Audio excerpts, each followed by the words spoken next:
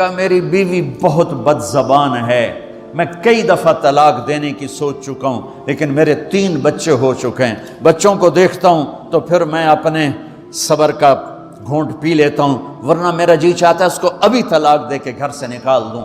دولت بھی موجود ہے، خوبصورتی بھی موجود ہے، شکل بھی موجود ہے، عزت بھی موجود ہے، سہولت بھی موجود ہے، کیا چیز موجود نہیں؟ ایک خاتون مجھے ملنے آئی، ملانے والے نے مجھ سے کہا کہ اس کا خاوند کھربوں پتی، ارب پتی نہیں، کھرب پتی آدمی، کھرب پتی پاکستان میں 2 4 10 آدمی ہیں۔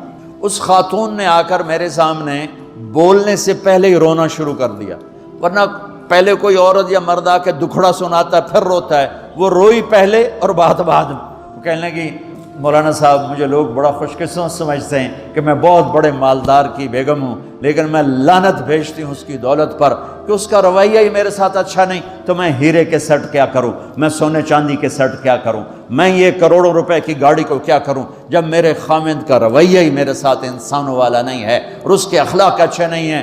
میں آگ لگا دوں اس ساری دھن دولت کو، مجھے محبت چاہیے، اخلاق چاہیے، وہ کوئی نہیں اس کے پاس۔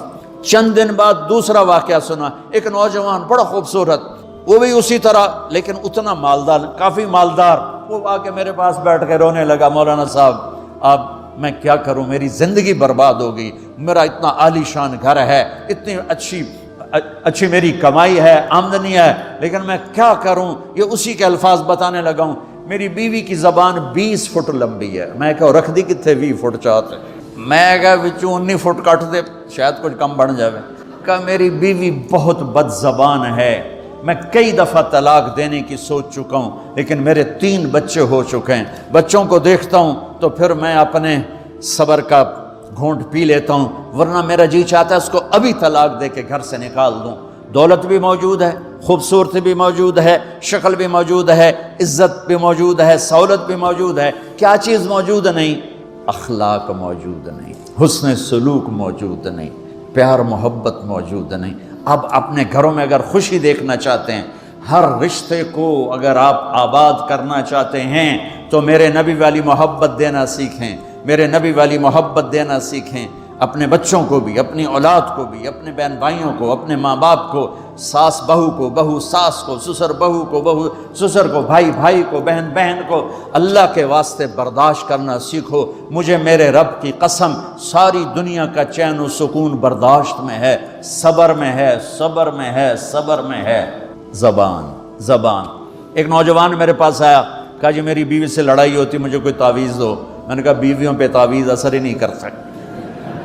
کہنے کا کیا کروں؟ میں نے کہا ایک عمل بتاتا ہوں، سنت عمل، کہ 1-2 لقمے اپنے ہاتھ سے بیوی کو کھلا دیا کرو۔ وہ کہنے لگا اس سے کیا ہوگا؟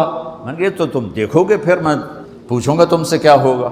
میں نے کہا یہ سنت عمل ہے، اس سے محبت بڑھے گی۔ کوئی 8-10 دن گزرے تو اس کا فون ویسے آ گیا حال احوال پوچھنے میرا، تو مجھے اپنی بات یاد آ گئی۔ میں نے کہا میری بات پہ عمل کیا تھا؟ کہنے لگا نہیں۔ میں نے کہا کیوں؟ کہنے لگا شرم آتی۔ میں نے کہا لڑتے ہوئے شرم نہیں آتی؟ کبھی کوئی کمزور سے بھی لڑتا، عورت تو بیچاری کمزور ہے۔ چلو یہاں کی عورتیں طاقتور ہیں، سنا ہے کہ بڑی شیرنیاں ہیں اور ان کے خامد سارے بکری، یہ شیر ہیں، الٹا ہی کام ہے، یہاں عورتیں شیر ہیں، خامد بکریاں ہیں۔ چلو بھائی تم مہربانی کر کے اپنے خامدوں کو عزت دو، اور ان سے کہتا ہوں اپنی بیویوں کو عزت دو، محبت سے رہو۔ تو میں نے کہا بے وقوف، کبھی کمزور کے ساتھ بھی کوئی لڑتا ہے، اس میں تمہیں شرم نہیں آتی اور اس میں شرم آتی ہے؟ سنت۔ میں نے کہا چل کر اور مجھے بتا۔ کوئی 2 گھنٹے بعد اس کا فون آیا، کہا مولانا دوپہر کا کھانا تھا، میں نے اپنی بیوی کے منہ میں لقمہ جو دیا نا تو اس کا منہ وہیں کھلا رہ گیا۔ وہ کہنے لگی تو نے خود تو کیا نہیں، کسی نے تجھے بتایا ہے؟ کس نے بتایا؟ تو بتا، تیرے اندر یہ ظرف نہیں ہے، تمہیں یہ سبق کس نے پڑھایا ہے؟ اس نے کہا مجھے یہ سبق مولوی طارق جمیل نے پڑھایا۔ تو کہنے لگا میری بیوی نے ایسے اپنی جھولی اٹھا لی اور کہا مولوی طارق جمیل اللہ اس کے بچوں کو سلامت رکھے جس نے تمہیں انسان بنایا۔ میرے بھائی بہنوں صبر کرنا سیکھو۔ ہماری ایک دھوبند تھی ماسی شریفہ، مر گئی بیچاری، تو وہ آ گئی میری بہن کے پاس، چھوٹا قد، موٹی ڈٹی تو بڑی لڑکی، پوری شیرنی۔ وہ آ کے کہنے لگی میری بہن کو، میری بہن تو انہوں چنگی طرح جان دی ہے، بی بی میری نوواں بڑیاں لڑ دیا، میں نے کوئی تویز دے ساریاں میری نوکر بن جانا۔ اب میری بہن کو پتا تھا کہ وہ سارا لڑائی دا تماشا تھا ماسی شریفاں تو شروع ہوندہ ادو تو ہوندہ ہی کچھ نہیں، بیچاریاں معصوم جیاں چھوٹیاں چھوٹی عمر دیاں. تو میری بہن نے ایک تعویذ بنایا اور اس کو یوں رول کر کے نا اس کو کماسی شریفاں ہن جس لے تیری لڑائی ہوئے نا اس تعویذ تو چک مار کے بہ جانا ہے تے چھڑنا نہیں، جے تو چھڑیا تو مر جانا، انہوں پکا کر کے رکھیں. اس نے کیا کیا؟ ماسی شریفوں کو چپ کروایا. اب ہمارا دیہاتی ماحول ہے، تعویذوں کی بڑا عقیدت ہے، صحیح تعویذ تو اثر کرتے ہیں لیکن اکثر تو ہیرا پھیری والے بیٹھے ہوئے ہیں سارے ہی. تو اللہ ماشاءاللہ تو 8ویں دن وہ آ گئی، بی بی تو بڑا چنگا تعویذ دیتا، ساری لڑائی ختم ہو گئی. کیوں کہ ماسی شریفاں چپ ہو گئی. تو میں ان ساری مستورات کو یہ تعویذ دے کے جا رہا ہوں، یہ سب لے لو، یہ مرد بھی لے لو، اور جب کوئی جھگڑا ہو یہاں رکھ کے چپ کر کے بیٹھ جانا، آپ کی لڑائیاں ختم ہو جائیں. اگر آپ بولتے رہے تو پھر لڑائی ختم نہیں ہوگی. میرے نبی کی زندگی سیکھو، معاف کرنا سیکھو، محبت دینا سیکھو. ایسا نہ ہو کہ دو آپس میں بولتے نہ ہوں، ایسی بد اخلاقی سے بچو. اور آخری بات یہ ہے، آپ اس ملک میں رہتے ہیں، اب یہ آپ کا ملک ہے، اگر آپ کے پاسپورٹ ہیں تو یہ آپ کا ملک ہے. اس کے قانون کو عزت دو، اس کے قانون کو احترام دو. یہاں کی گورنمنٹ کے ساتھ مجھے پتہ چلا ہے کہ بہت سے لوگ ہیں فرضی بیمار بن کے وظیفے لے رہے ہیں. یہ حرام ہے، یہ دھوکہ ہے، یہ فراڈ ہے. جو حکومت آپ کی اتنی ہمدرد ہو کہ گھر بیٹھے آپ کو وظیفہ پہنچائے، آپ کے بچوں کے وظیفے لگائے، آپ کے وظیفے لگائے، انہی کے ساتھ دھوکہ کرنا ہے، انہی کے ساتھ فراڈ کرنا ہے. اللہ کی قسم یہ آپ اپنے ساتھ فراڈ کر رہے ہیں، یہ آپ اپنی ذات کو دھوکہ دے رہے ہیں، ان کو نہیں دھوکہ دے رہے، آپ اپنے آپ کو دھوکہ دے رہے ہیں. ایک سردار جی ریل میں چڑھا، ہنسی جائے. لوگوں نے پوچھا سردار جی بڑے ہنس رہے ہو؟ کہنے لگا ریلوے والوں کے ساتھ آج بڑا فراڈ کیا، چکر کا دے دیا، ریلوے کو چکر دے دیا ہے. سردار جی کیا چکر دیا ہے؟ کہنے لگا واپسی کا ٹکٹ بھی لے لیا ہے اور واپس میں نے آنا کوئی نہیں ہے. میں کہا سردار جی اپنے آپ نے چکر دیتا ہے تسی.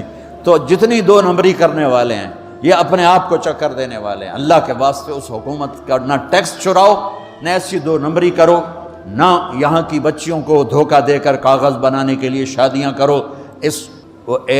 جب انگریزوں کی حکومت تھی انڈیا پر تو دلی میں ایک وہ پک پاکٹ رہتا تھا جیب کترا، اس کا چیلا شام کو 2 روپے لے کر آیا تو اس نے اس کو تھپڑ مارا، سارے دن میں 2 روپے. تو کہنے لگا استاد آج بڑا مال مارا تھا. ایک گورے کی جیب کاٹی تھی، بہت پیسہ تھا. جب میں 4 قدم چلا، سننا ذرا اس زمانے کے چور کا ایمان سننا. کہنے لگا جب میں 4 قدم چلا تو مجھے خیال آیا اگر قیامت کے دن عیسیٰ علیہ السلام نے میرے نبی کو گلہ دے دیا کہ آپ کے امتی نے میرے امتی کی جیب کاٹی تھی تو میرے نبی کو شرمندہ ہونا پڑے گا. تو پھر میں نے کہا میری وجہ سے میرا نبی شرمندہ ہو. میں نے جا کر اس کو واپس کر دیا، 2 روپے اپنے دے کپ کے لے آندے. تو اس نے اس کو 10 روپے انعام دیا کہ یہ 10 روپے تیرا انعام ہے. اب آپ اس ملک کے اگر ہیں، آپ کے پاسپورٹ ہیں تو آپ یہاں کے ہیں. آپ اپنے پیچھے اپنے رشتہ داروں کی مدد کریں، جو مرضی کریں، لیکن میرے بھائی بہنوں اسے اپنا ملک بنا کے چلو. یہاں غریبوں پہ خرچ کرو. زکوٰۃ تو مسلمان کو دی جاتی ہے کوئی شک نہیں، لیکن صدقات خیرات پیچھے بھیجنے کے بجائے یہاں کتنے غریب لوگ ہیں، کتنے ضرورت مند لوگ ہیں، کتنے لوگ ہیں جن کے پاس گھر کوئی نہیں، کتنے لوگ ہیں جو کونسل کی طرف سے وظیفہ لے کر روٹی کھا رہے ہیں اور وہ پوری نہیں پڑتی. ایسا کو ڈھونڈ کے ان پر خرچ کرو، ان کی مدد کرو. کسی کی جانی خدمت کرو، کسی کی مالی خدمت کرو. میرے نبی نے فرمایا ہر مسلمان کے لیے ضروری ہے کہ صدقہ دے، ہر مسلمان روزانہ صدقہ دے. تو صحابہ نے کہا یا رسول اللہ پیسے نہ ہوں تو آپ کہتے چلو کوئی بات نہیں. کہا نہیں سنو، آپ نے کہا بازار میں جا کے مزدوری کرے اور مزدوری کی قیمت وصول کر کے صدقہ کرے. صدقہ اتنا ضروری ہے، بلاؤں کو ٹال دیتا ہے، مصیبتوں کو ٹال دیتا ہے. تو یہاں رہنے والے یہاں کے قانون کا احترام کریں، یہاں کے قانون کو عزت دیں، اللہ کے واسطے 2 نمبری نہ کریں، دیانتداری سے چلیں. میرے نبی نے فرمایا میرا امتی ہر گناہ کر سکتا ہے، 2 کبھی نہیں کرے گا، ایک جھوٹ کبھی نہیں بولے گا، ایک دھوکہ کبھی نہیں دے گا. تو اللہ کے واسطے دھوکے فراڈ سے چلیں. کہیں آپ لڑے ہوئے ہیں صلح کر لیں، پیار محبت دیں، معاف کریں، اپنے بچوں کو ٹائم دیں، ان کو اچھی تعلیم دیں، یہ اعلیٰ عہدوں پر پہنچیں، اعلیٰ جاب پر پہنچیں. ضروری نہیں کہ تمہاری طرح مزدوریاں ہی کریں. ان کی تعلیم کا یہاں سکول بناؤ، یہاں کالج بناؤ، اپنے سکول بناؤ، اپنے کالج بناؤ، اپنی اولاد کو اچھی سے اچھی تعلیم دو. کہ یہ آگے چل کے بڑے شعبوں پر اور بڑی جاب پر پہنچیں اور تمہارے لیے عزت بنے، باعث عزت بنے، باعث افتخار بنے۔ آپس کی پیچھے لڑائی چل رہی، اس نے 1 کنال کا گھر بنایا، میں نے 2 کنال کا بنایا۔ اور میں ایک جگہ گیا، پہاڑ میرپور گیا، میرپور بڑے بڑے گھر، شہر میں انٹر ہونے سے پہلے بڑے بڑے گھر، میں نے کہا یہ، اور لگیں جیسے خالی، میں نے کہا یہ کیا ہے؟ میں پہلی دفعہ میرپور کہا یہ انگلینڈیوں کے گھر ہیں، ان کے مقابلے لگے رہتے ہیں، اس نے کنال کا بنا، میں 2 کنال کا بناؤں گا، اس نے 2 کنال کا بنا، میں 4 کنال کا بناؤں گا۔ بناؤ گھر اپنی ضرورت کے بنا لو، جب جانا ہو وہاں نہ تم جانے والے ہو پیچھے، نہ تمہاری اولادیں، ان کو یہاں کی نسوار لگی، واپس جائیں گے لوڈ شیڈنگ میں۔ ایک پٹھان بھائی ناراض نہ ہونا، ادھر بہت ہیں پٹھان، تو ایک پٹھان کا خرگوش گم ہو گیا، خرگوش، تو لوگوں نے افسوس کیا، خان جی آپ کا خرگوش گم ہو گیا، کہنے لگا خوچا کوئی بات نہیں ہے، ہم نے اس کو نسوار کا عادی بنایا ہوا ہے، جب نشہ ٹوٹے گا ہمارے پاس آئے گا۔ یہ تمہاری نسل اور تم انگلینڈ کی نسوار کھا کھا اب تم پاکستان جاؤ گے، ہندوستان جاؤ گے، بنگلہ دیش جاؤ گے، تم نے یہی رہنا ہے۔ اسے اپنا ملک بنا کے چلو، سنسیئر ہو کے چلو، اس کے قانون کا احترام کر کے چلو۔ یہاں غریبوں پہ صدقہ تو غیر مسلموں کو دو، ان کے دل قریب ہوں، ڈھونڈ ڈھونڈ کے دو، وہ تم سے پیار کریں، وہ تم سے محبت کریں، ان کے ہائے ہائے۔ میرے نبی تشریف فرما تھے، ایک طوائف گزری، طوائف پروسٹیٹیوٹ، وہ آپ کو دیکھ کے نا آپ کا مذاق اڑانے کے لیے، کیسا نبی ہے، اکیلے بیٹھ کے کھاتا ہے، کسی کو پوچھتا ہی نہیں۔ غیر مسلم، کافر، طوائف، کتنی برائیاں اکٹھی ہو گئی۔ آپ نے کہا آ جا، وہ آ کے بیٹھ گئی۔ آپ نے کہا کھا، وہ تو آپ کا مذاق اڑا رہے تھے کہ نہیں ایسا نہیں کھاؤں گی، جو تیرے منہ میں ہے اپنے ہاتھ سے نکال کے مجھے کھلا۔ اس کا خیال تھا یہ مجھے ڈانٹیں گے، کہیں گے اس کو اٹھاؤ، 2 چھتر مارو، اس کو دفع کرو، میں کہوں گی دیکھو تمہارا نبی کیسا ہے، اتنا بد اخلاق۔ تو انہوں نے کہا نہیں، جو تیرے منہ میں ہے وہ نکال اور اپنے ہاتھوں سے میرے منہ میں ڈال۔ میرے نبی نے کہا یہ لو، آپ نے لقمہ منہ سے نکالا اور اس کے منہ میں ڈال۔ اب پنجابی کی مثال ہے، کبے نو لت لگی اور سدھا ہو گیا۔ میرے نبی کے منہ کا لعاب جب اس طوائف کے منہ میں گیا، وہ ساتھ ہی کلمہ پڑھ گئی، ایمان لے آئی اور مدینے کی شریف ترین عورت بن گئی۔ میرے نبی تو اس طرح اخلاق والے تھے۔ یہاں تو نوکر سسٹم نہیں، میں پاکستان میں بھی روتا رہتا ہوں کہ نوکروں کے برتن الگ ہیں اور مالکوں کے برتن الگ ہیں، عورتوں کی نوکروں کی پلیٹ الگ ہے اور مالکوں کی پلیٹ الگ ہے۔ میرے نبی نے طائف کے کافر آئے، روزانہ ان کے ساتھ بیٹھ کے رات کو کھانا کھاتے تھے، ان کا جھوٹا کھاتے تھے۔